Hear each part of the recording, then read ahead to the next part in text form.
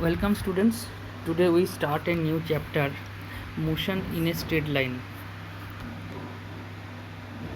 Motion is very common to us. Riding a bicycle, driving a car, walking, running, etc. are the example of motion. Now what is motion and type of motion? You read it in class 9. In today's class we just recall it. Now, state of an objects are two in type.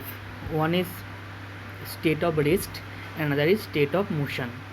If the position of a object does not change with time, then it is called that the object is in the state of rest. And if the position of an object is continuously changing with time, then it is said that the object is in the state of motion. So in motion the position of the object is continuously changing. Motion are generally three in type: rectilinear motion, circular motion and mixed motion. Today in this class or in this chapter we discuss only rectilinear motion. If the object moves along a straight line, then that type of motions are called rectilinear motion. Next, in this chapter we will only discuss about the nature of rectilinear motion, not the reason of rectilinear motion. Okay. Now to discuss more about this, we have to clear our concept about position, path length and displacement. Now what is position? Position means the point where the object is situated at a particular time.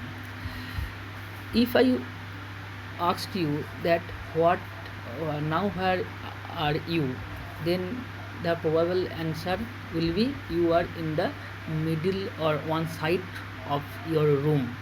So here your position where you are now situated is described or is defined in terms of your room. You are at the middle or one corner or one side of your room. So every time to describe the position of an object, you have to choose a coordinate system with respect to which we can determine its position. It may be a one single line, it may be two lines or it may be three lines. If one line is sufficient to describe your position, then this is called one dimensional case or one dimensional motion. Suppose a object is moving along a straight line and you are asked to determine its position for different time, then what you will do, you will measure its position from a fixed point at different time. Suppose at time t it is at 5 meter distance, after time t is equal to 2 seconds it is at 10 meter distance, after time t is equal to 3 seconds it is at 15 meter distance. Then only these distance are sufficient to provide its position information. This type of motions are called one dimensional motion. But whenever a object moves in a plane, then to determine its position precisely, we have to use two type of number. One is its distance from the x-axis and a distance from the y-axis.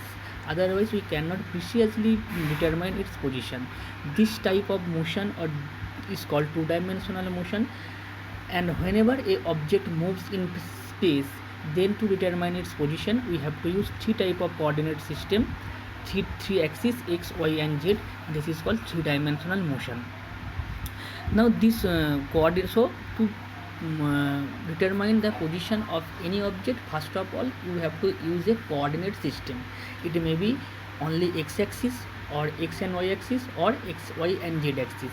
If it is only x-axis, it is called one dimensional motion. If it is x and y axis, then it is called two dimensional motion. And if it is x, y and z axis, then it is called three dimensional motion. So first of all we have to use a coordinate system. This line, x line or xy line or xyz lines constitute the coordinate system. Now these three line or two line will intersect at a particular point. or for a one line, for only x-axis, the axis will originate from a particular point.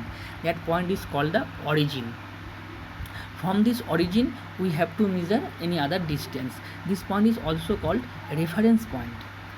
Okay, this coordinate system along with a clock, because you have to measure the position for different time.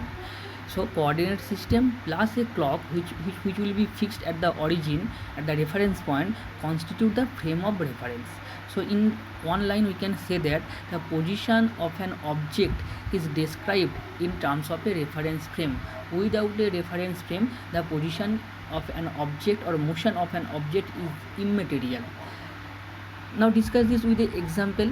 Suppose you are sitting in a car and the car is moving along the road, and your friends is standing beside the road.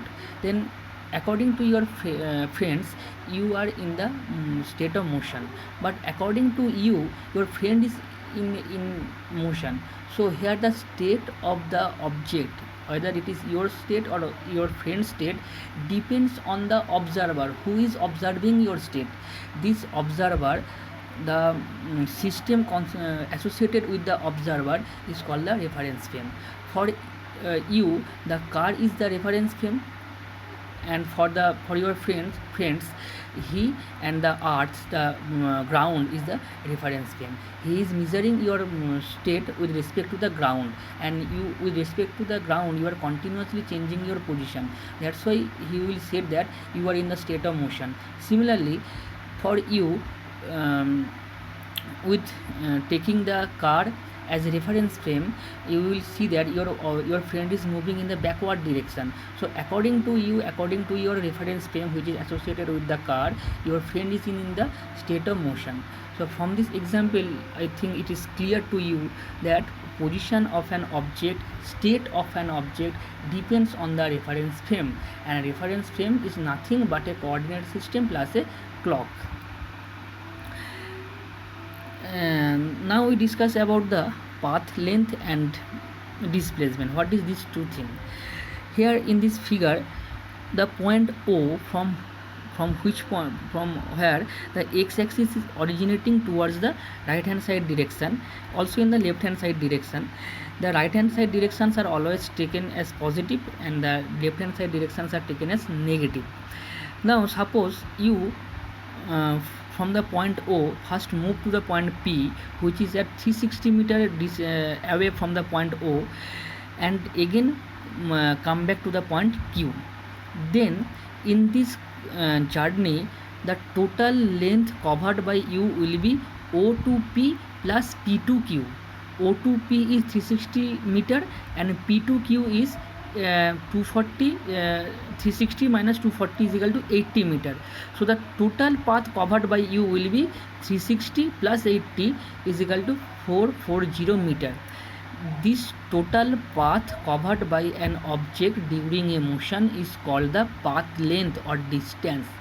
Distance is the actual physical path covered by an object. But here there will arise another thing, which is displacement.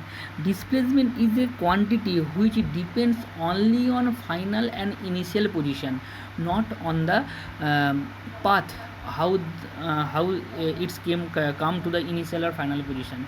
It's not depends on the way in which these final and initial positions are achieved, but it depends only on the final and initial position.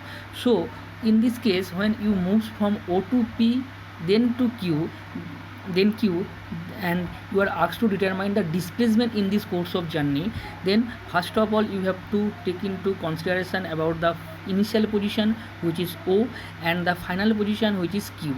So here the displacement will be final position minus initial position. Here final position is 240 and initial position is O, so the displacement will be 240 meter. So distance in this journey is for 40 meter, 440 meter, for 440 meter, but the displacement is 240 meter. So it is not same, it is not at all that displacement and distance or the path will be same in all case. Okay, displacement only depends on initial and final point, but distance depends on the total path covered during the journey. This is the basic difference between path length or distance and displacement. Distance is a scalar quantity, it depends only on magnitude, but displacement is a vector quantity as it depends on only on final position and initial position. So here a direction is very important. Final position and initial position, here position is fixed, so the direction is required to determine its to determine specifically its displacement. That's why displacement is a vector quantity. So displacement has both positive magnitude as well as direction, but distance has only magnitude. And here for dimensional motion, the directions of motions are specified only by using positive and negative sign. If the object moves along the positive x direction, that is along the right hand side, then the displacement are taken in the direction of displacement are specified by the positive sign.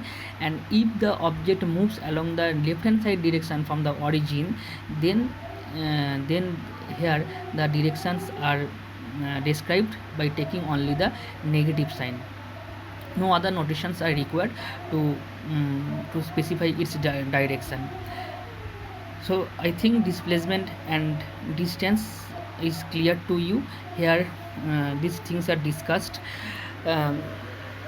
Displacement, here we need the initial and final position. Suppose the initial position is x1 and final position is x2, then displacement will be difference between these two things, that is x2 minus x1, and time to moves in x1 is t1 and to move to x2 is t2. So the time during this journey will be t2 minus t1. These are discussed here. Next, there is another example to determine displacement when the object moves from P to Q. If the object moves from P to Q, only P to Q, then what will be the displacement? So here P is the initial position, Q is the final position. So displacement will be final position minus initial position. So 240 minus 360 is equal to minus 120 meter. So from this we can say that displacement may be a negative quantity, may be a negative thing, but this distance never be a negative thing. Okay, as displacement depends on direction, it's may be negative but never distance. The magnitude of displacement may or may not be equal to the path length traversed by an object, and this will be equal only when the object moves along a straight line, and distance never be zero or displacement may be zero in some specific case. Now we describe the motion, different type of motion graphically. You are familiar with graph. In graph, basically we require two things, because here we are discussing about two things. Number one is position, number two is time. So two coordinates are sufficient. One is x coordinate and y, another is y coordinate. Always we have to put along x coordinate time and along y coordinate position or position or distance or displacement, anything, but along x there will be always time. Now we know that there are two type of state, one is rest and another is motion. Now how you can describe the state of rest? Now state of rest means as time continuously goes on, its position will not change, that's called the state of rest. So consider the first diagram, first graph.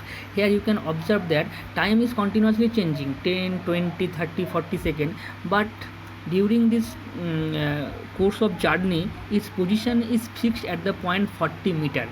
So here its position is not changing with time, that's why it is called that the object is in the state of rest. But for picture 2, here you can see that as time is continuously increasing, the position of the object is also increasing. So this is the graph of motion, and this type of motion is called uniform motion, because here the object covers equal displacement or equal distance in equal interval of time. So B basically describe uniform motion. Uniform motions are such type of motion where the object covers equal distance in equal interval of time.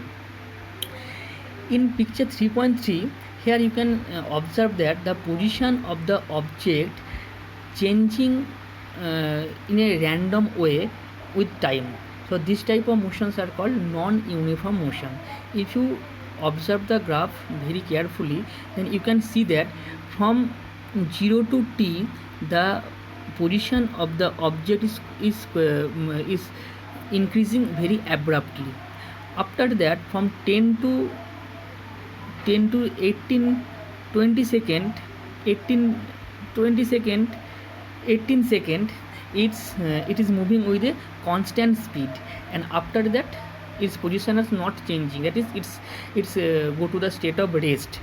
So here the position of the object are changing with time in a abrupt manner, not equal. This type of motions are called non-uniform motion. For uniform motion, the graph in xt or in displacement time graph or the position time graph will always be a straight line passing through the origin.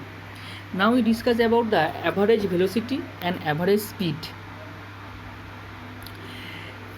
Average velocity and average speed, because if for average velocity and average speed this concept arises for non-uniform motion.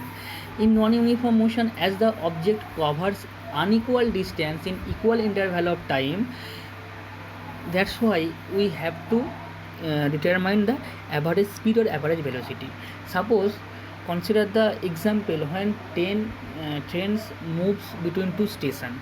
From first station its velocity continuously increase, after some time it moves with uniform velocity, then it's reached to the next station. But if you are asked to tell me the speed or velocity of the train between these two stations, then you have to mention 3 or 4 velocity or 3 or 4 speed for this journey.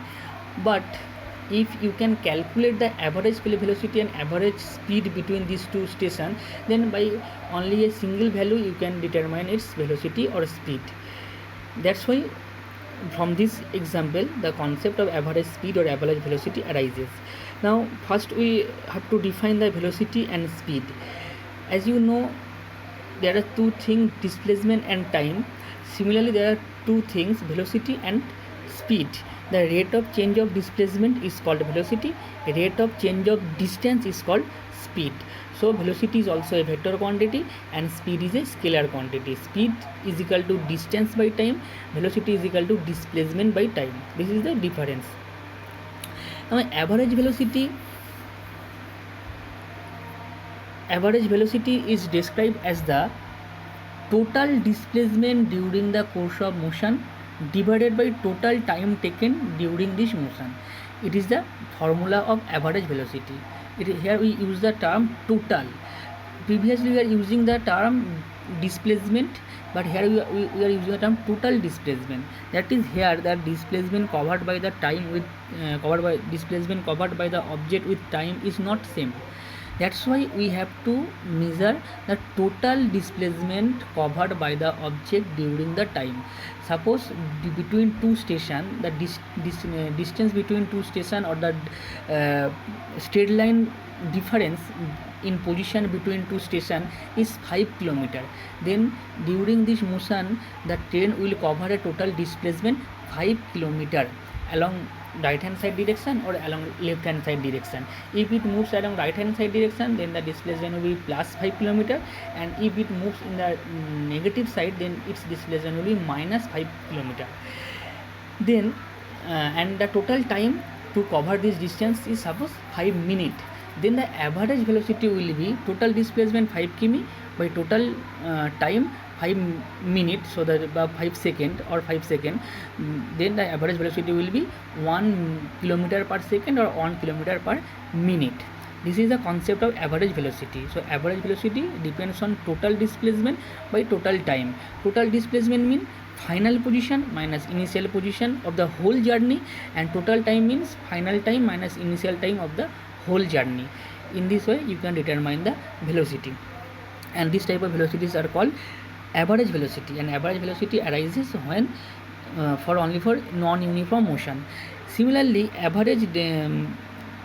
speed average speed will be final distance minus initial distance by final time by initial time. Same magnitude of average velocity and average displacements are calculated in the same manner, but for velocity we have to take into consideration about the direction, and for speed it is not required. Now consider this picture.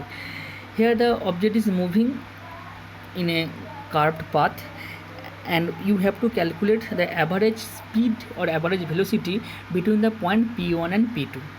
So here first of all you have to consider the final position and initial position, and final time minus initial time. Here the final position is P2, and which is 27.4 meter, and the initial position, which is P1, is 10 meter. So the displacement is final position minus initial position will be 27 minus 4 minus 10 meter, and the final and the total time will be final time 7 second and initial time 5 second. So the final total time will be 7 minus 5 second is equal to 2 second. By putting these two value you will get the average velocity between P1 and P2 is 8.7 meter per second. Here also you can see that the object is moving not with constant velocity. Its velocity is continuously increased between P1 and P2. If you are asked to determine the average speed between P1 and P2, then also its value will be 8.7 meter per second, because here also the final and initial total distance covered between the time 5 second and 7 second is 27.4 minus 10 meter. Here these three diagram A, B, C describe the displacement which is positive, displacement and time graph, where the velocity is positive for A, for B it is negative, and for C it is 0, because in graph A the position is continuously increasing with time, so here the velocity is positive, but in B its position is continuously decreasing with time, so it's here the velocity will be negative, and in C its position is not changing with time, so its velocity will be 0. Average speed you already described the total path length by total time interval, and for average speed total displacement by total time interval. This is the difference between average speed and average velocity. Magnitude are same, and to the process of determining average speed or average velocity is also same.